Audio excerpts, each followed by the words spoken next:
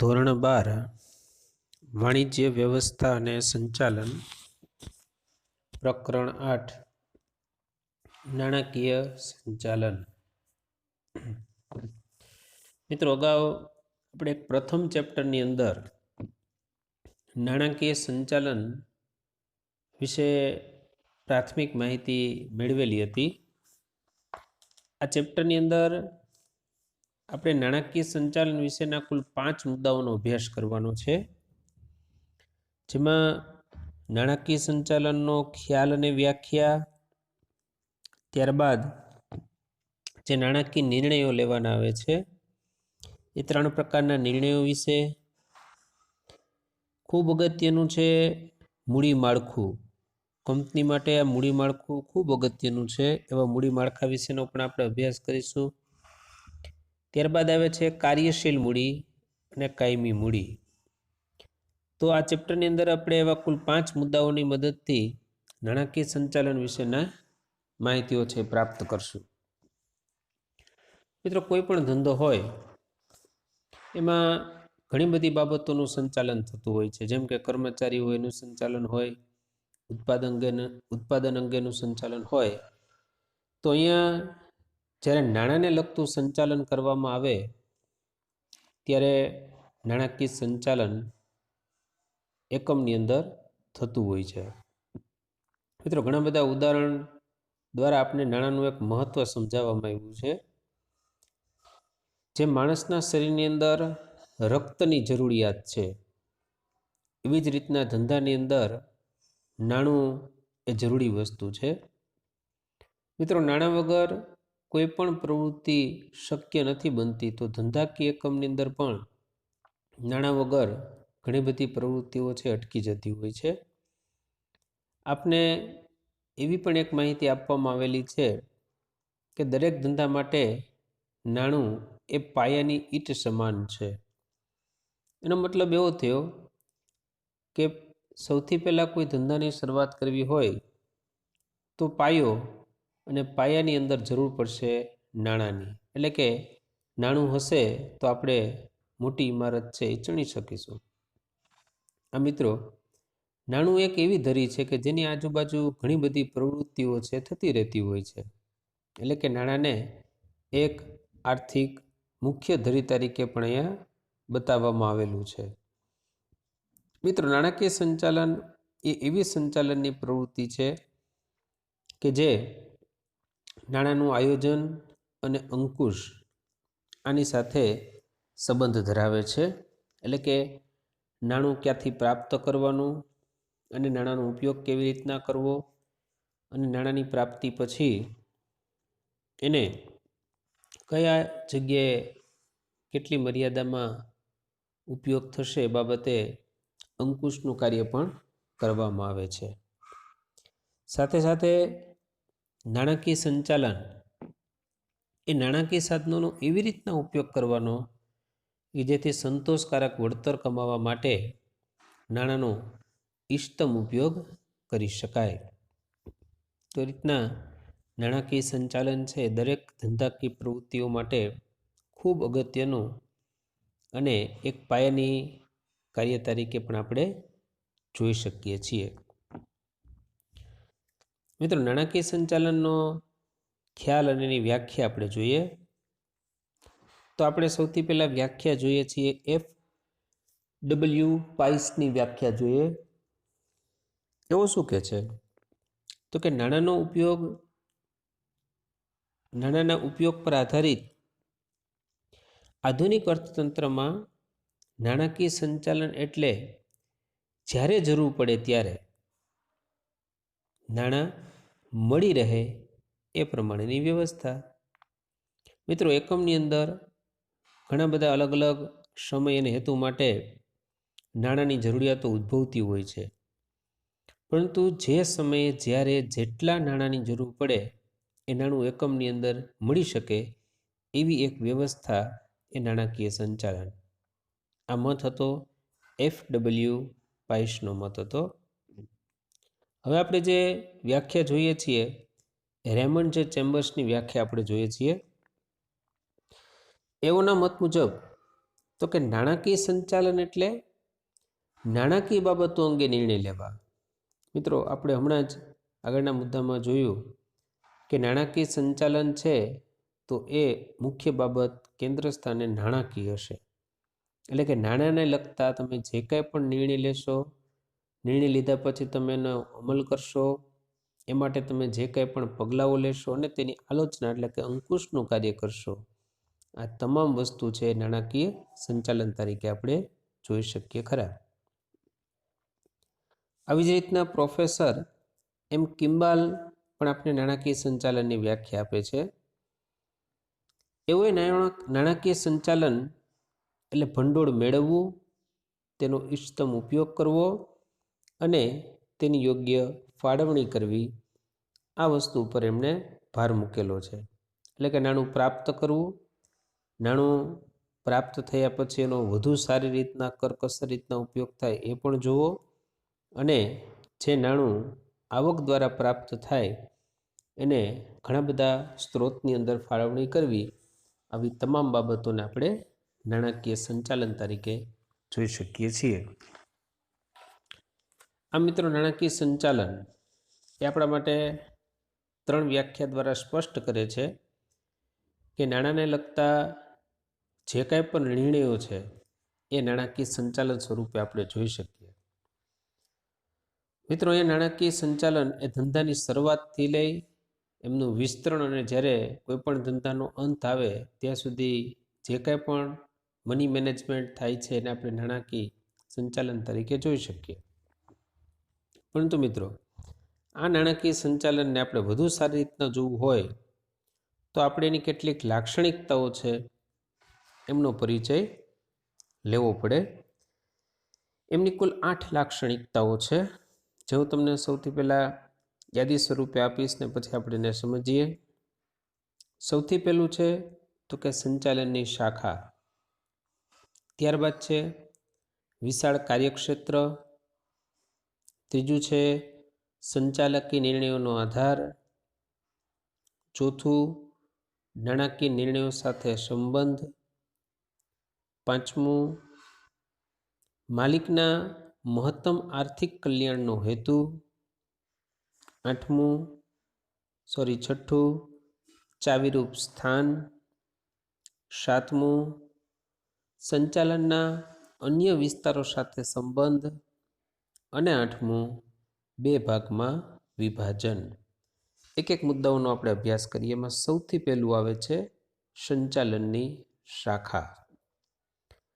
મિત્રો, સંચાલનની જે શાખાઓ છે એમાંની એક શાખા નાણાકીય સંચાલન છે કે જે નાણાં ઉપરનો ઉપયોગ, એનું આયોજન અને અંકુશ વગેરે માટે કાર્ય કરતું હોય છે.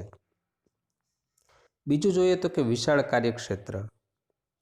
મિત્રો, બીજા ઘણા બધા સંચાલનના ક્ષેત્રો છે, પણ એમાં નાણાકીય સંચાલનનું જે કાર્યક્ષેત્ર છે એ અન્ય કાર્યક્ષેત્ર કરતાં, અન્ય સંચાલનના કાર્ય કરતાં વિશાળ કાર્યક્ષેત્ર ધરાવે છે, કે જેની અંદર નાણાંની જરૂરિયાતનું અનુમાન અથવા નાણું પ્રાપ્ત ક્યાંથી કરવું, નાણું પ્રાપ્ત થયા પછીનો મહત્તમ ઉપયોગ કેવી રીતના કરવો, નાણાંની થયેલી આવકને સાધનોની અંદર ફાળવણી કેવી રીતના કરવી તથા એના અંકુશ, આવી ઘણી બધી બાબતોનો સમાવેશ એના કાર્યક્ષેત્રની અંદર થાય છે. ધંધાની શરૂઆત અને ધંધાનો અંત ત્યાં સુધી આ નાણાકીય કાર્યો છે એ જોડાયેલા હોય છે. ત્રીજું જોઈએ તો કે સંચાલકીય નિર્ણયોનો આધાર. મિત્રો, કોઈ પણ સંચાલકીય કાર્ય કરવા માટે નાણું એ ખૂબ અગત્યનું છે. તેથી એમ કહેવાય છે કે ઉત્પાદન, વેચાણ, સંશોધન, વિકાસ, આવા કોઈ પણ પ્રકારના નિર્ણય લેતા પહેલાં એના માટેનું નાણાકીય સંચાલન વ્યવસ્થિત રીતના કરવું જરૂરી બને છે. એટલે કે આવા નિર્ણયો માટે નાણાકીય સંચાલન છે એ અગત્યનું છે. ચોથી લાક્ષણિકતા જોઈએ એ છે નાણાકીય નિર્ણયો સાથે સંબંધ ધરાવે છે. એટલે કે નાણાકીય નિર્ણયો રોકાણને લગતા હોય, મૂડી માળખાની તૈયારીઓ થતી હોય, અથવા એકમની અંદર ડિવિડન્ડ નીતિ તૈયાર થતી હોય, એટલે કે રોકાણ, મૂડી માળખું અને ડિવિડન્ડ નીતિ અંગેના નિર્ણયો જ્યારે લેવાના હોય ત્યારે એમની સાથે નાણાકીય સંચાલન સંબંધ ધરાવે છે. ખાસ કરી નવા નિર્ણયો લેવા માટે આધુનિક ગણિત પદ્ધતિઓ છે તેનો ઉપયોગ કરવામાં આવતો હોય છે. પાંચમું છે માલિકના મહત્તમ આર્થિક કલ્યાણનો હેતુ. મિત્રો, ધંધાની અંદર જે માલિક છે એનો મહત્તમ આર્થિક કલ્યાણનો હેતુ બે રીતના આપણે જોઈ શકીએ. એક, નફાનું મહત્તમીકરણ અને બીજું છે સંપત્તિનું મહત્તમીકરણ. જોઈએ નફાનું મહત્તમીકરણ. એકમની અંદર જે રોકાણકાર છે એને વધુમાં વધુ નફો કેવી રીતના પ્રાપ્ત થાય એ નફાના મહત્તમીકરણના અભિગમને દર્શાવે છે. સંપત્તિનું મહત્તમીકરણ તો કે એકમની અંદરની જે સંપત્તિઓ છે એ વધુમાં વધુ સંપત્તિઓ કેવી રીતના એકત્રિત કરી શકાય એ માટે સંપત્તિનું મહત્તમીકરણનો અભિગમ દાખવવામાં આવેલો છે. છઠ્ઠું જોઈએ તો કે ચાવીરૂપ સ્થાન. નાણાકીય સંચાલન એ સંચાલનની પ્રવૃત્તિ છે અને ધંધાકીય એકમના વ્યવસ્થાપકીય માળખાની અંદર ખૂબ અગત્યનું એવું એક ચાવીરૂપ સ્થાન એ નાણાકીય સંચાલન ધરાવે છે. આપણે હમણાં જ પ્રસ્તાવનાની અંદર જ્યારે અભ્યાસ કરતા હતા ત્યારે આર્થિક બાબતો એટલે કે નાણાકીય સંચાલનને આપણે એક ધરી સમાન, રક્ત સમાન આવી રીતના આપણે એને ઓળખેલી હતી.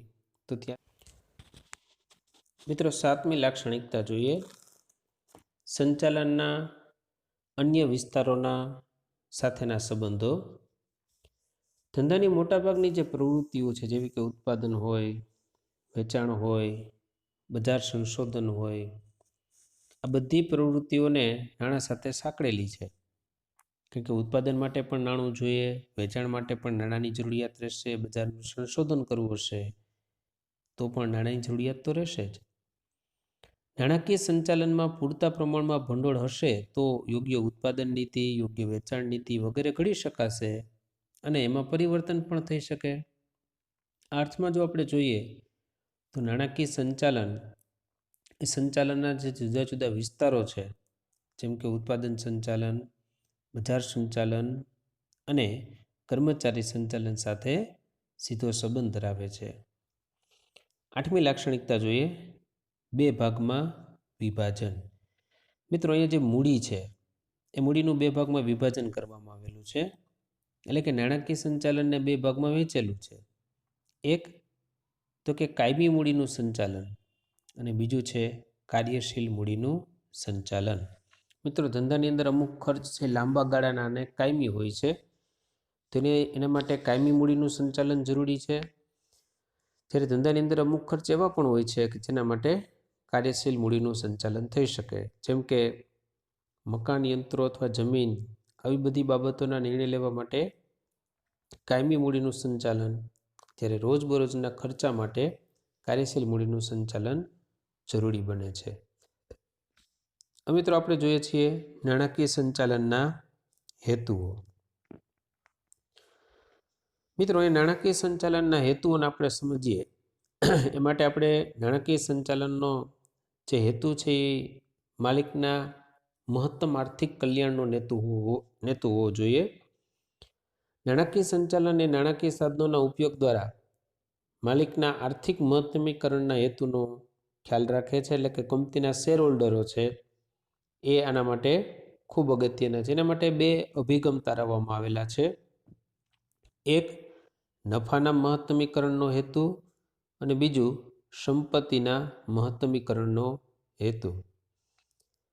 પહેલું જોઈએ નફાના મહત્તમીકરણનો હેતુ. મિત્રો, નફાનું મહત્તમીકરણ એટલે શું? તો કે કંપનીની આવક મહત્તમ કરવી. કંપની જે અન્ય લોકોના મૂડી સ્વરૂપે પૈસા મેળવીને ઉત્પાદન અથવા વેચાણની પ્રવૃત્તિ કરે, પરંતુ એના દ્વારા એમની આવકો મહત્તમ થવી જોઈએ. એટલે કે કંપનીમાં રોકાણ કરનારાઓ મહત્તમ ડિવિડન્ડ મેળવવાની આશાએ કંપનીની અંદર શેરની ખરીદી કરતા હોય છે. તો આવા અભિગમ અનુસાર કંપની એમની પાસે જે કાંઈ પણ સાધનો પ્રાપ્ત છે એનો ઉપયોગ મહત્તમ નફો કમાવવો જોઈએ અને ડિવિડન્ડની નીતિ નફાના મહત્તમીકરણ ઉપર આધારિત હોવી જોઈએ. આ સિદ્ધાંત આપણે એવું પણ સૂચવે છે કે કંપનીએ માત્ર નફાકારક જ પ્રોજેક્ટનો સ્વીકાર કરવો જોઈએ. નફાના મહત્તમીકરણના હેતુ દ્વારા કંપની શેર દીઠ કમાણી વધારી શકે ખરા. તો મિત્રો અહીંયા બે વસ્તુ આપણે જોઈ કે કંપનીએ પોતાનો નફો એટલે કે આવકને મહત્તમ કરી અને શેર હોલ્ડરો છે એને વધુમાં વધુ ડિવિડન્ડ એ ચૂકવી શકાય. બીજું જોઈએ સંપત્તિના મહત્તમીકરણનો હેતુ. સંપત્તિના મહત્તમીકરણના હેતુને ચોખ્ખું વર્તમાન મૂલ્ય એનાથી પણ ઓળખવામાં આવે છે. ચોખ્ખું વર્તમાન મૂલ્ય શેરહોલ્ડરોની સંપત્તિનું સર્જન કરશે. આથી સંપત્તિના ચોખ્ખા વર્તમાન મૂલ્યમાં વધારો કરે એવા નાણાકીય નિર્ણયો જ કંપનીએ સ્વીકારવા જોઈએ. સંપત્તિના મહત્તમીકરણનો અભિગમ રોકડ પ્રવાહ ઉપર આધારિત છે અને આ અભિગમમાં રોકડ પ્રવાહને માપદંડ તરીકે ગણવામાં આવેલો છે. આવા કિસ્સાને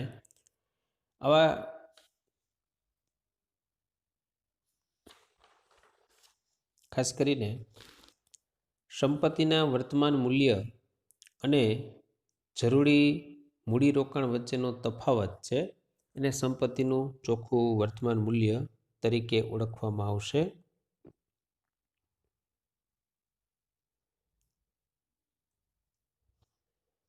અહીં આપણે એક સૂત્ર દ્વારા સંપત્તિનું ચોખ્ખું વર્તમાન મૂલ્ય છે એ પ્રાપ્ત કરીએ તો કે સંપત્તિનું વર્તમાન મૂલ્ય અને એના માટે જરૂરી સંપત્તિ માટે જરૂરી મૂડીરોકાણ કે કોઈ એક સંપત્તિના મેળવવા માટે જે કંઈ પણ મૂડીરોકાણ કરેલું હોય અને એનું વર્તમાન મૂલ્ય, જો વર્તમાન મૂલ્ય વધારે હશે ને રોકાણ ઓછું હશે તો એ સંપત્તિનું ચોખ્ખું વર્તમાન મૂલ્ય છે આપણે પ્રાપ્ત કરી શકીએ ખરા.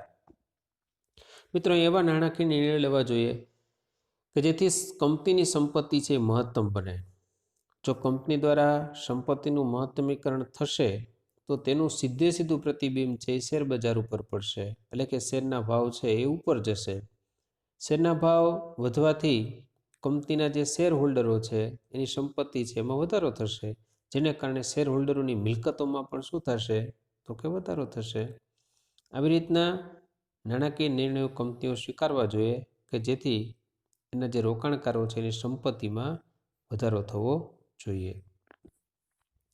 મિત્રો આપણે એક પણ યાદ રાખવાનું છે કે પ્રોફેસર સોલોમન એ સંપત્તિના મહત્તમીકરણના હેતુની તરફેણ કરે છે. પ્રોફેસર સોલોમને પણ સંપત્તિના મહત્તમીકરણનો હેતુ છે એની પોતે હિમાયત કરેલી છે. મિત્રો હવે આપણે